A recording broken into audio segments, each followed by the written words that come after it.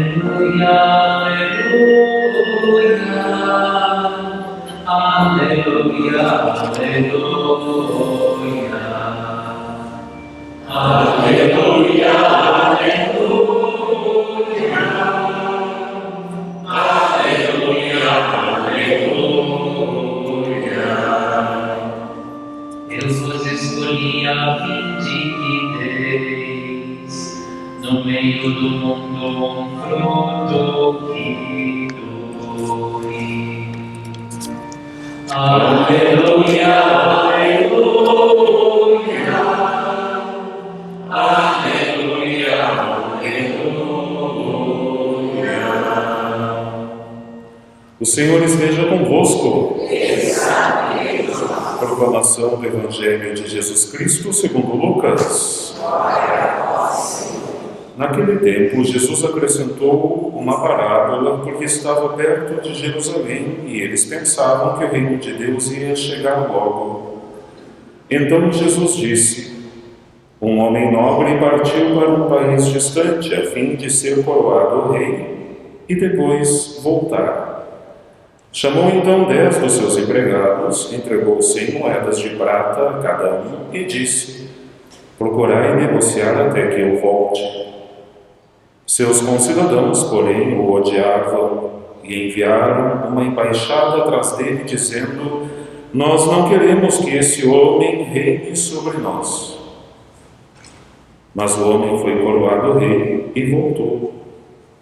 Mandou chamar os empregados aos quais havia dado o dinheiro, a fim de saber quanto cada um havia lucrado. O primeiro chegou e disse: Senhor, as 100 moedas renderam 10 vezes mais.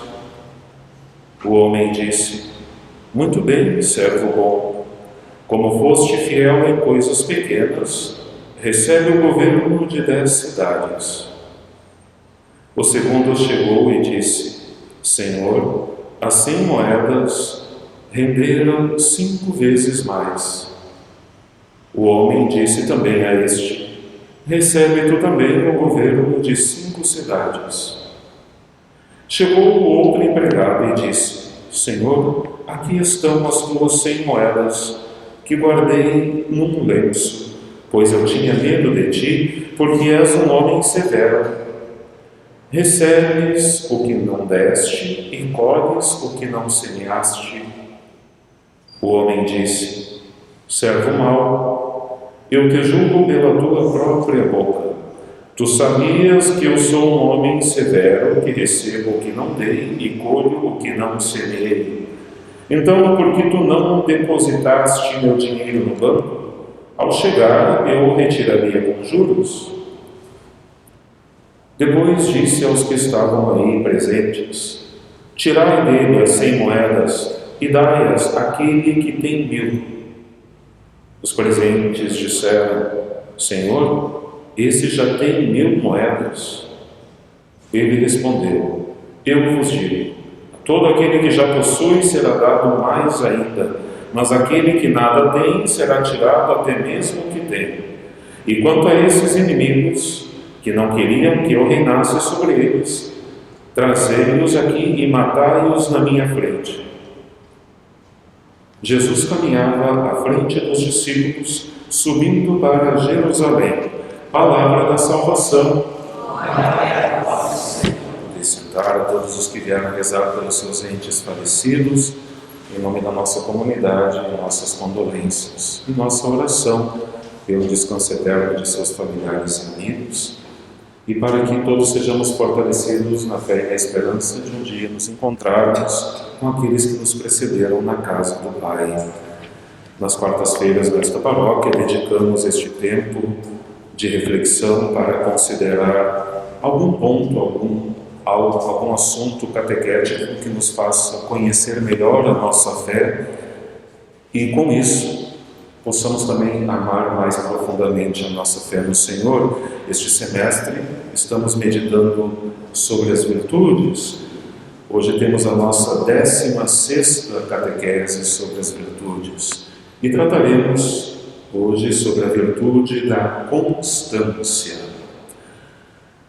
Conta-se em um livro de memórias de Dom Javier Echevarria, prelado do Opus Dei, um livro de memórias sobre São José Maria Escrivá, um episódio muito interessante. Em meados dos anos 1950, chegou às mãos de São José Maria Escrivá uma estátua de mármore que estava feita em pedaços. E faltavam algumas peças, especialmente faltava a cabeça. Monsenhor Escrivá mandou que aquela peça fosse restaurada, mas que não se escondessem as fissuras que manifestavam que outrora estava quebrada, e que não fosse feita uma cabeça para substituir a que faltava, mas se reconstruíssem os pedaços conforme estavam. E mais tarde ele queria então colocar algum dizer na sua base. Numa noite, depois de uma noite de insônia, por inspiração, ele redigiu a seguinte frase para que fosse colocada embaixo dessa estátua: não há varão forte que trabalhe por Deus, cujo ânimo não cresça perante as dificuldades, ainda que, vez por outra, o corpo se rompa. Meus caros, Santo Tomás de Aquino, na última parte da sua Suma Teológica, nos diz que a constância é uma parte da virtude da fortaleza. Por quê? Porque a constância é aquela virtude que nos permite persistir firmemente no bem, sem desistir quando aparecem obstáculos inesperados. É aquela virtude que não nos deixa parar no meio do caminho quando a coisa fica complicada. Meus caros, não há nada nesta vida de valor que não custe. Se não custa, não tem valor. Por mais redundante que seja esta frase. A santidade custa? Custa. Ser cristão nos custa? Custa. Não à toa temos tão poucos santos e tão poucos cristãos autênticos. Mas, se diante do custo, diante da dificuldade, desanimamos,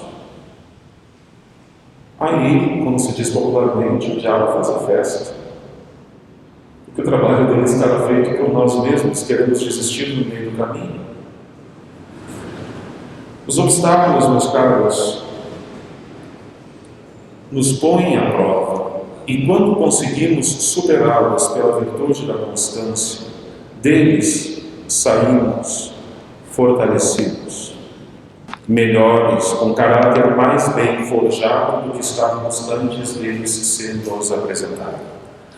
Nos diz o livro de São Tiago: feliz o homem que suporta a provação, porque depois de ter sido provado, receberá a coroa da vida que o Senhor prometeu aos que o amam. E São Paulo nos diz na sua carta aos Romanos: a tribulação produz a constância, e esta, a constância, produz a virtude a toda prova. Percebamos que estas virtudes todas que temos considerado neste semestre montam como que um mosaico, onde falta uma delas. A obra inteira fica descaracterizada. Então, se queremos ser humildes, obedientes, puros, alegres, serenos, virtudes que já consideramos, precisaremos da constância, porque sem ela não existe virtude, porque a virtude é justamente perseverar no exercício que nos aperfeiçoa, que atualiza a potência, a santidade, ao bem que nos foi dada desde o momento do nosso batismo, quando nos tornamos templos do Espírito Santo. Como crescer na virtude da constância? Em primeiro lugar, meus caros, nos dando conta, diante das dificuldades, e quem não as tem, dificuldades financeiras, de saúde, de relações, profissionais, pois quando elas se abatem sobre nós, diante da tentação de recuar, de, como se diria popularmente, chutar o balde, considerar que não existe uma alma bem formada, que tenha garra, valentia, se ela não se exercitar na superação das dificuldades. A pessoa que diante das dificuldades costuma recuar, retroceder, nunca vai alcançar nada de grande nessa vida. Nada. Sempre será alguém medíocre em todas as dimensões. Sobretudo na vida de santidade. Não alcançará as alturas. Ficará sempre rastejando. Sempre preso nos níveis mais baixos. Porque lhe faltará a coragem de se fortalecer e conseguir encarar as dificuldades como degraus que nos aproximam de Deus. Eu costumo dizer, por exemplo, que nas minhas andanças pelas paróquias, sempre topamos com uma ou duas pessoas que são particularmente difíceis de conviver. Das duas, uma, ou fazemos de conta que a pessoa nem existe, ou olhamos para a pessoa e enxergamos aquela pessoa como um passaporte para o céu, alguém que nos ajuda a crescer na virtude. E assim as dificuldades devem ser encaradas.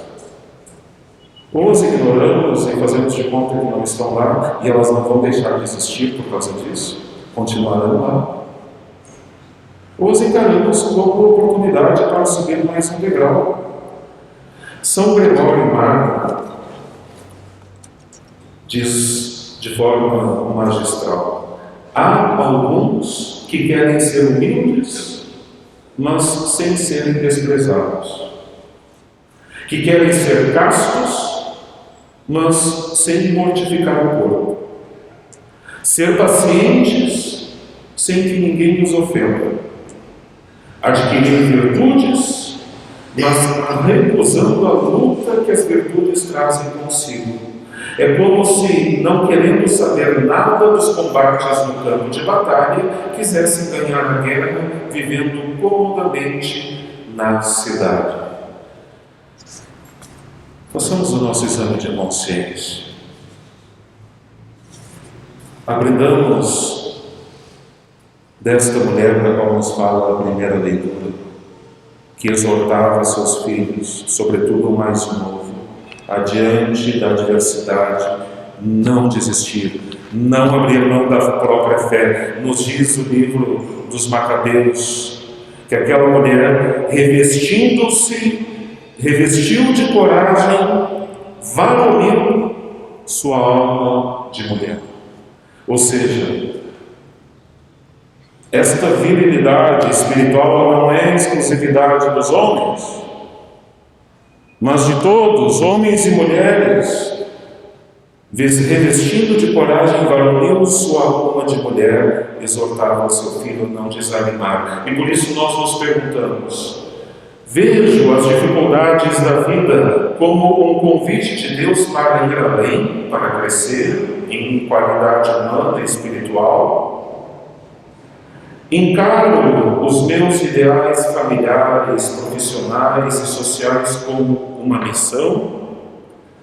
Procuro realizá-los com generosidade e alegria? Deixo para trás a tentação de me acomodar, de me encolher quando a caminhada se torna áspera? Cumpro meus deveres como quem carrega um fardo? Ou como quem aspira a alcançar um dia uma maior perfeição, passando por cima das desilusões, das incompreensões, da ingratidão? Quando surgem os obstáculos, procuro interpretar o que Deus me diz através deles? Percebo que as minhas inconstâncias muitas vezes denunciam os defeitos que barram o meu progresso cristão e que me deixam morno e estagnado. Sou um derrotado prévio, isto é, alguém que se rende, se dá por vencido antes de ter combatido. Por que largo as armas tão facilmente? Se conseguisse responder a isso, conheceria melhor as fraquezas que devo vencer. Todos as temos. Mas não desanimemos. Como diria Nosso Senhor, coragem, eu venci o mundo. Vale-nos Santa Maria para que cresçamos na virtude da constância. Não fosse esta mulher constante na fé, na providência, teria desabado diante da cruz. Mas quando a cruz representou a morte do próprio filho na cruz, qual foi sua postura? Estava de pé. Só consegue manter tal atitude uma alma constante, que ela nos valha para que também nós, diante dos obstáculos, diante das cruzes, nos mantenhamos de pé. O Senhor é nossa fortaleza. Como diria São Paulo, se Ele é por nós, quem será contra nós? Canto número 91.